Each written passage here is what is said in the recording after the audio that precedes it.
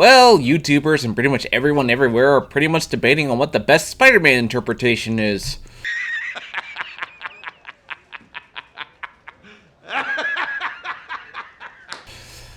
So really, I wonder, what can I possibly say about it? Well, Far From Home just got released just about over a month ago, and I'm late to the party. I thought the movie was good. It was perfectly enjoyable, but it's not the greatest Spider-Man movie ever made. I'll save my in-depth thoughts on it for whenever the Blu-ray comes out. But yeah, the internet has been tearing itself apart on which Spider-Man interpretation is the best. Now don't get me wrong, that's nothing new.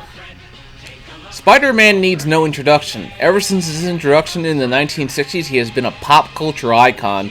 When it comes to Marvel characters, he's Marvel's mascot, no question about it.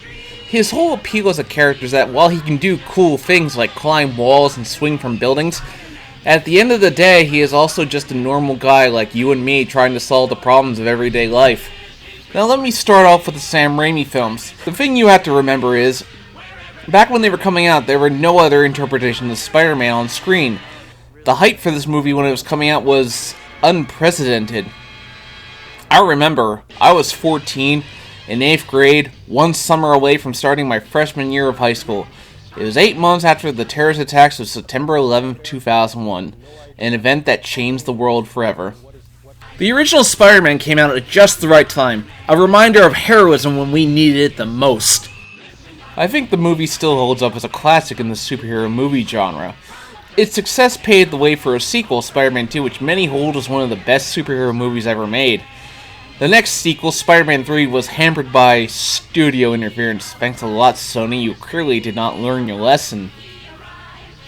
Why Spider-Man 4 never happened is a sad story and not one I'm going to get into. You have to wonder though, how would things have been different if Sony had made Spider-Man 4 for them financially, and how that would have worked in the event of any crossover with the MCU? Can you imagine if Endgame had Tobey Maguire's Spider-Man and Hugh Jackman's Wolverine? Would have been legendary. In fact, you know what? No one has mismanaged the brand as much as Sony has mismanaged Spider-Man. The sheer fact that they had to reboot twice within 10 years is evidence of that.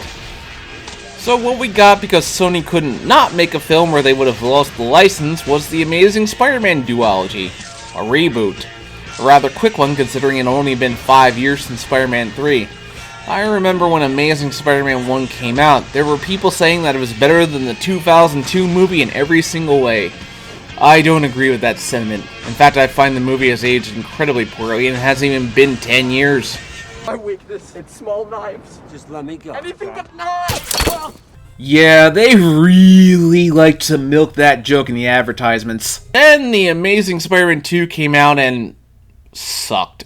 What can I say I liked about it? The suit was probably the best we've ever gotten in live-action Spidey. That's really about it. The rest of the movie? Bleh. But, let's talk about the differences real quick. You see, while the Spider-Man trilogy focused on Peter and Mary Jane's relationship, this movie decided to focus on Peter's relationship with Gwen Stacy. While the Raimi films focused heavily on Peter's relationship with Uncle Ben, the Webb films spend more time focusing heavily on Peter Parker's actual parents, Richard and Mary Parker. Apparently this was based more on the Ultimate Universe.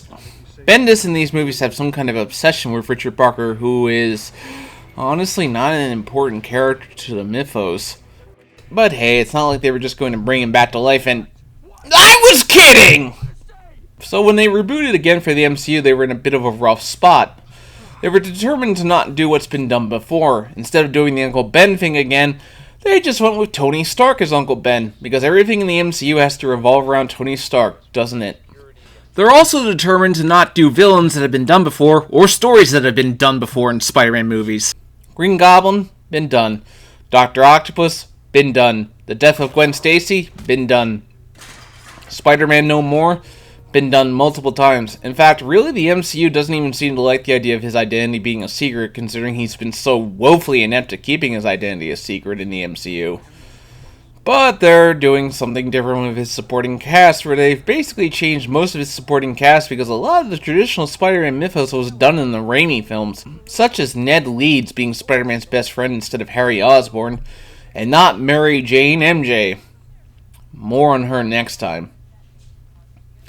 Now, people are debating over what's right, what they've been doing. The MCU's take on Spider-Man is to basically make him Iron Man Jr., which, in my opinion, is not really what Spider-Man's supposed to be about, but that's their take on it. In fact, I've noticed they don't even seem to like having him wear his mask. But here's the thing, what I have to admit, this is a new interpretation of Spider-Man for a new generation. When you have so many interpretations who have grown up with Spider-Man, they all see it as their Spider-Man. For example, I grew up on the 90s animated series, even though I fully admit that the show has not aged well. So everyone is going to have different opinions. Now, I have plenty of issues with the MCU Spider-Man. His biggest weakness for me is his supporting cast. He has one of the greatest supporting casts in all of comics. Mary Jane, Norman and Harry Osborn, Gwen Stacy, J. Jonah Jameson, and Robbie Robertson. All great and terrific characters, yet that's not what they chose to do for the MCU, which is odd. But on the other hand, I reread the original Lee Ditko run. He didn't meet most of these characters until college, so there's a chance they could show up whenever he gets to college, assuming Sony doesn't back out of the deal. Now let me close by saying, which one is the best interpretation of Spider-Man? Which of these three is the best incarnation of Spider-Man ever? The answer is simple. None of them.